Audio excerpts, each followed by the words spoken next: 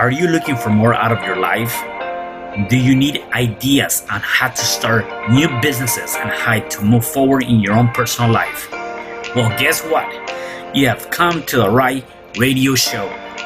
At You Can Overcome Anything podcast show, you will learn and hear from many people from all walks of life who are sharing their challenges, their stories, the habits, and the mind shifts they had to overcome to become who they are today. On top, you will get a chance to connect and see how you can overcome anything by networking and learning about your next move through this radio show. I present to you our great speakers at You Can Overcome Anything podcast show with your host, Cesar Espino.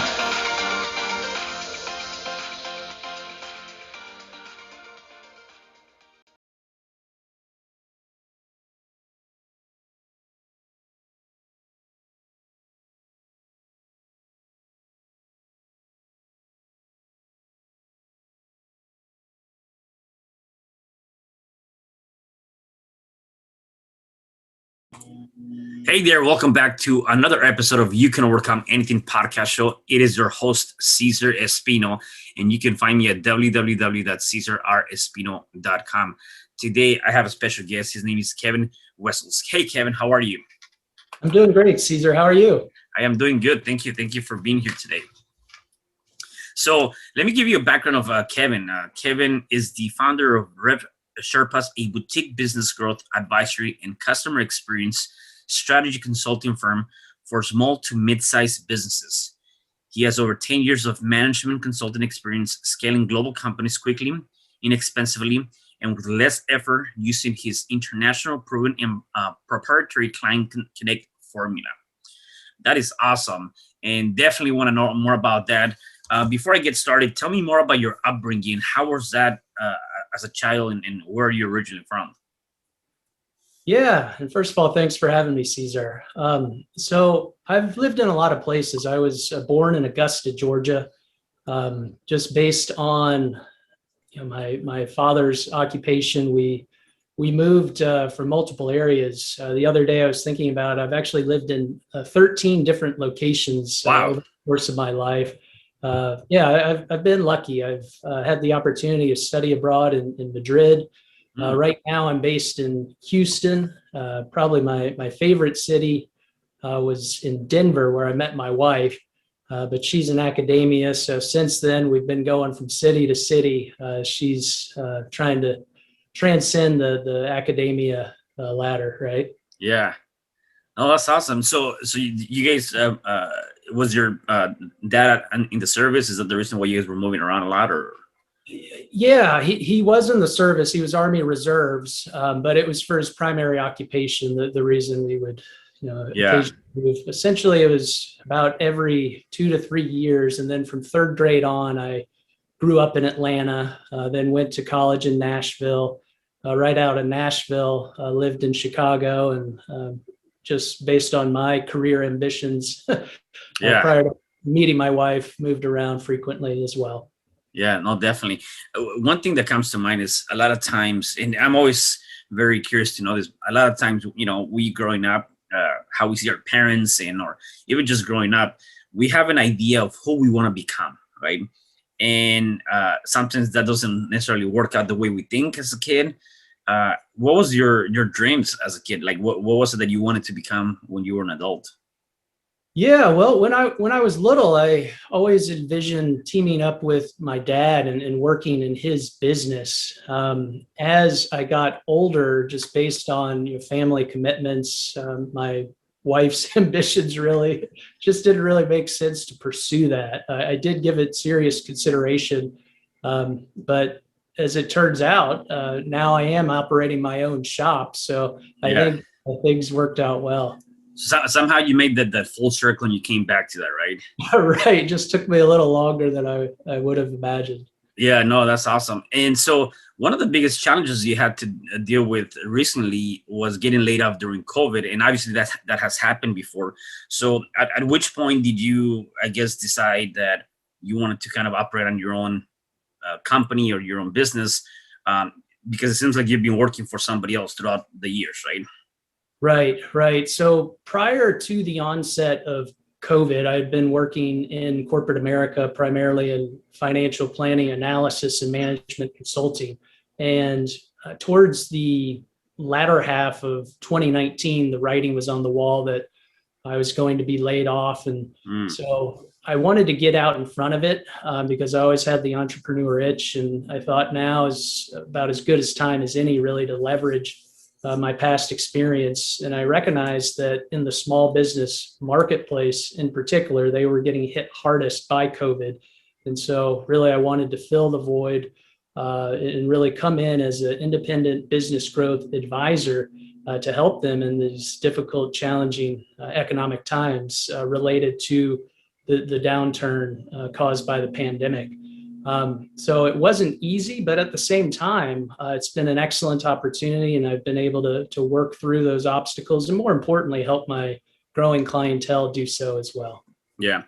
So one thing that I'm very interested in is always when people are going from corporate America to becoming an entrepreneur, or, or having their own business. You mentioned some obstacles, and I really want to drill down to those obstacles and maybe give me some examples of what those obstacles that you have faced or might be facing, and what are you doing most importantly to overcome those obstacles? Because a lot of times that can be relatable to really anything that we do in life, whether it's the fear, whether it's scarcity, whatever that might be, right? And so if you can share some of those obstacles, and then again, what is it that you're doing to overcome them? Sure. Yeah, excellent point. There certainly are a lot of parallels between what you encounter in your personal life compared to what you have to deal with in business. Absolutely. And if you really don't have the ability to work through those, you're going to inadvertently cause more chaos and controversy in the flip side, right? So a couple of examples come to mind. So going back to my wife, actually, when we met in Denver, we'd only been dating a couple of months, and then immediately she's like, "Oh, by the way, I'm going to teach English in Ecuador." I'm like, "Oh, okay." So we actually spent a year apart. That was not easy. At the same time, Wow. it brought us together, even though we hadn't known each other for that long of a time frame. I was fortunate enough to go visit her down there, and so we certainly kept it alive and kept that relationship going. Now, fast forward a couple of years later, after we'd already been married. Again, she's in academia, so that involves internships, postdocs Hmm. in various cities. And at one point, we decided to live in completely different cities again for a full year. So, Wow.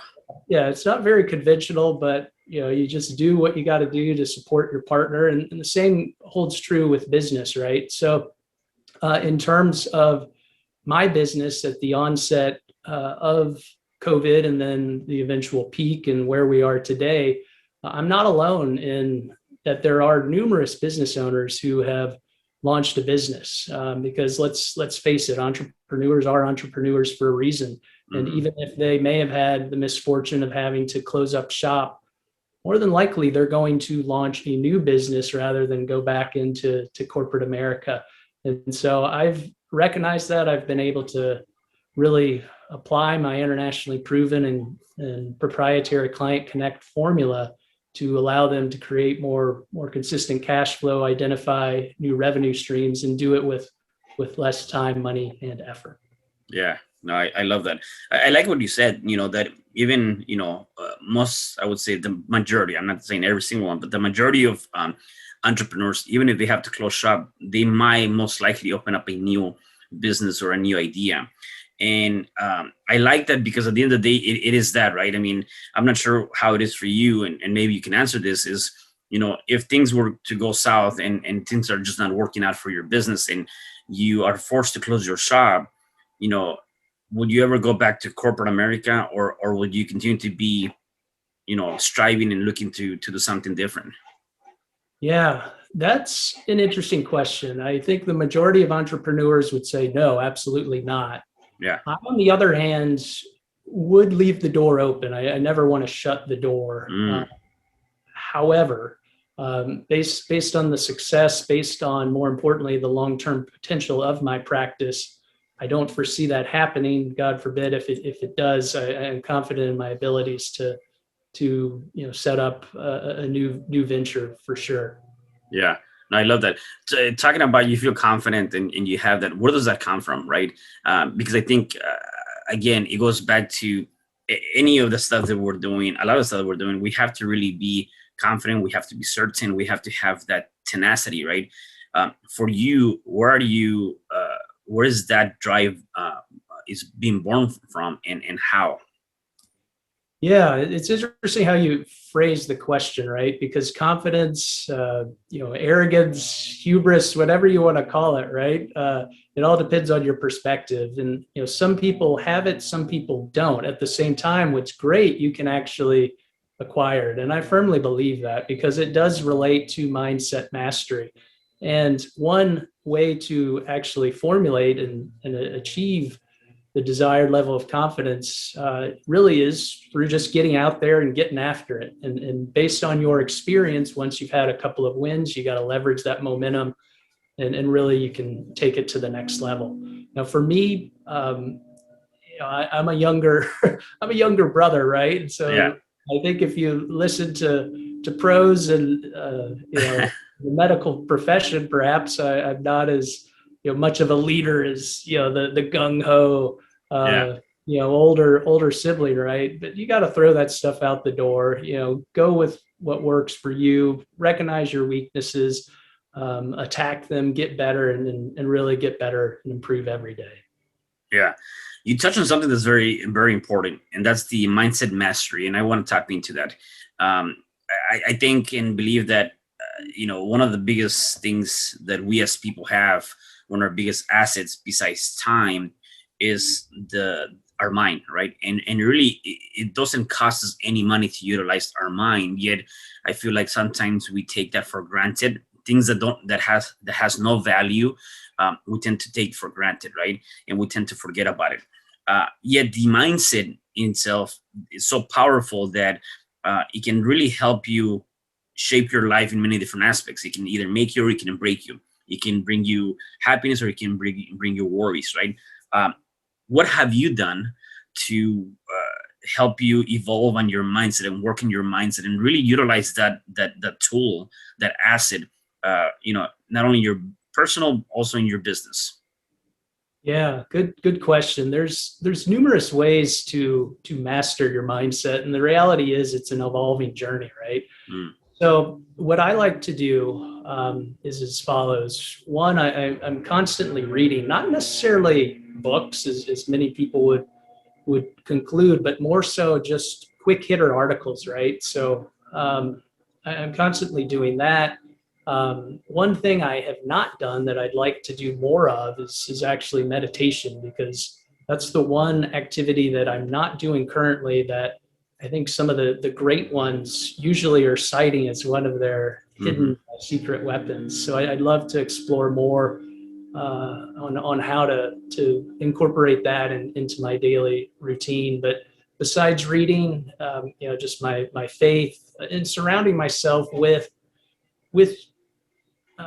people that are have the same ambitions as I do. You don't have to necessarily be in the same industry. I think it's actually better when you associate with people outside of your niche and specialization, just so you can draw on um, really certain advantages and incorporate those into your business model as well as your personal life. So really, it's an ongoing process.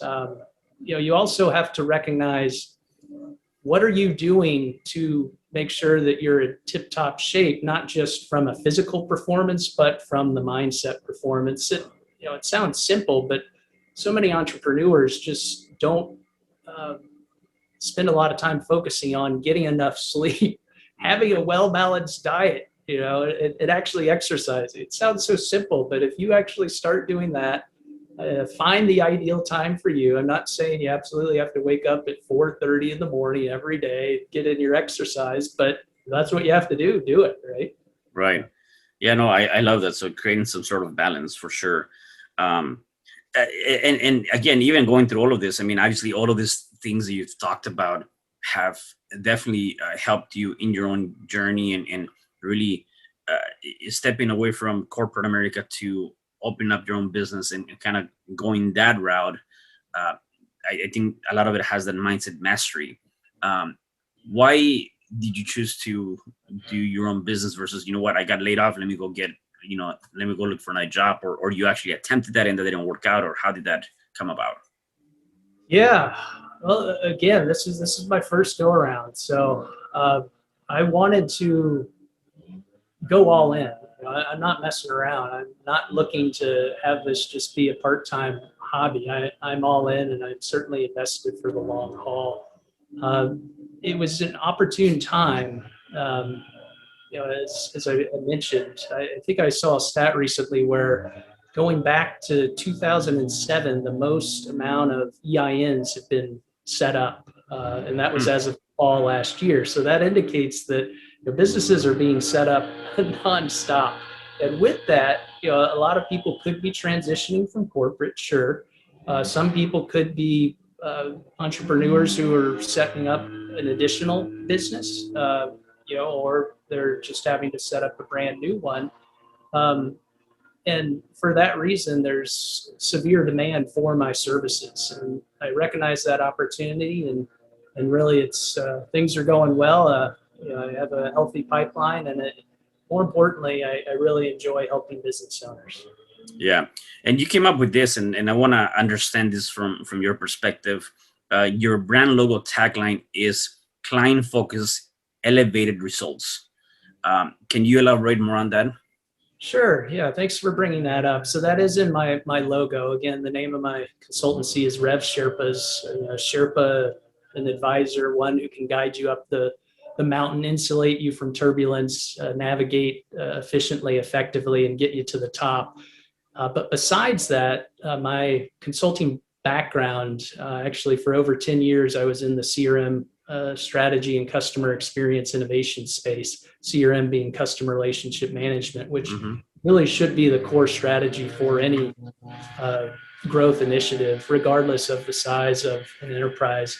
And so by stressing client focus, again, it's a business fundamental, but far too many shops just don't abide by that principle. So at the core of the Client Connect formula are customer-driven growth strategies. People far too often disassociate marketing, sales, and service. All of them should be aligned. All of them should be connected. And once you actually do achieve those synergies across departments, across offices, and across strategies and tactics, you'll find that your performance is going to exponentially outperform. Okay. Well, that's awesome.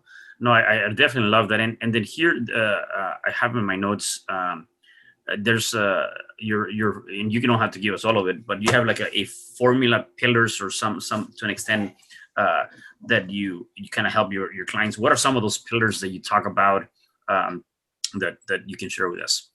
Sure, absolutely. There's quite a few, and what I noticed in the marketplace is that business owners, regardless of their tenure, regardless of their experience, location, or industry, there's a lot of business owners who are great at their technical trade, but they lack business savvy. They lack the ability to master their financials, and often they think they have a problem, but in reality, they're solely focused on the result or lack thereof of that issue, and they really need someone like me, an independent advisor, to come in with a more comprehensive, multifaceted approach.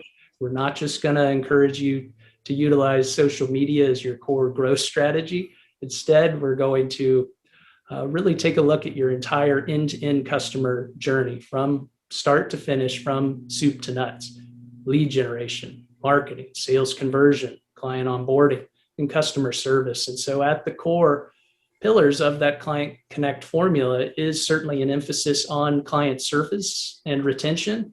But the reality is, if you're good at service and you adapt that outlook and mindset, it's going to correlate and improve the performance across the entire spectrum of your sales process. Yeah, I love that. What has been one of your biggest lessons you've learned up to this point? Yeah. So when I started out, I wanted to get my infrastructure in place. And I did that for a couple of reasons. I'm not ashamed that I did that. But I think in retrospect, it would have benefited me more had I spent more time on prospecting and business development. Because when you're starting out, even if you have an existing or growing network and they are supportive of your new endeavor, you need to bring in clients and you need to do it quickly just so you can come out of the gates very, very fast. And I was doing that, but at the same time, I was so focused on, oh, well, what if a prospect looks at my website or blog and they only see a few entries? Maybe they won't respect me. I won't have as much credibility. But in retrospect, I think I could have been more productive and just taken a more balanced approach and focused more so on making contacts across town and the globe for that matter. Yeah, and you know what? That's actually a good point. It reminds me, and I went through it myself too. I think sometimes we tend to spend so much time on getting everything perfect or having the right the right programs or the right tools or whatever the case may be. And at least from my perspective, you kind of get hung up on that idea, and you tend to work or worry more about getting everything perfect that instead of taking action and or doing something now, you're prolonging the process. And I know for me, it happened to me a couple of times, and I realize that now. And I still prepare. Don't get me wrong. I still look at, what are the things that I have to do. A step instead of getting all of the data or all of the available necessities that I need. I'm just gonna gather the things that I need to get me started, and as I'm evolving, right, then I'll get all the different elements and components put together. And for business, again, even when I started working on some of my books, it's like, how did I gotta worry about the book cover, I gotta worry about the design, I gotta worry about all these different things, then I forget about actually writing the book. And again, that gets prolonged. This podcast, when I started this a long time ago, again, I was trying to figure out, I need to get these different things in place. And really, no, it's not that.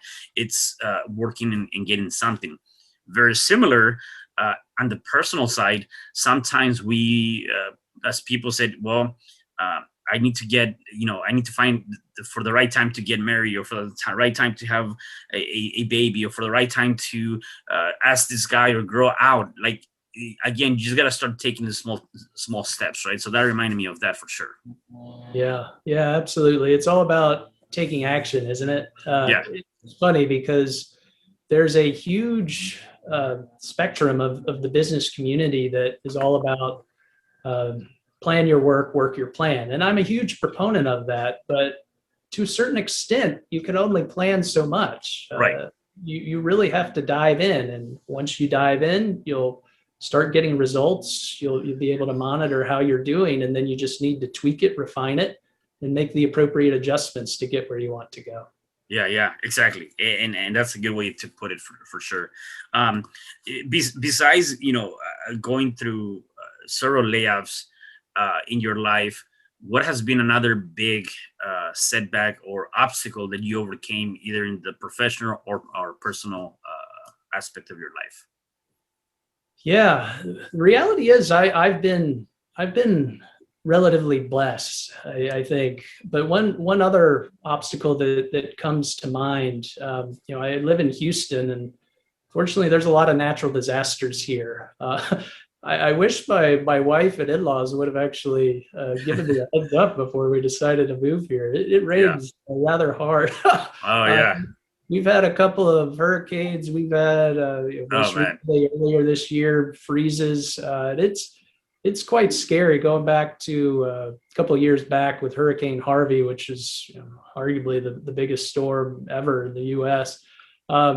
It just wouldn't stop raining. Water came up to the front door. But yes, it was scary. Yes, we got through it. We survived. It was to a certain extent traumatic, but compared to others who had legitimate flooding, again, we're fortunate and made out completely fine.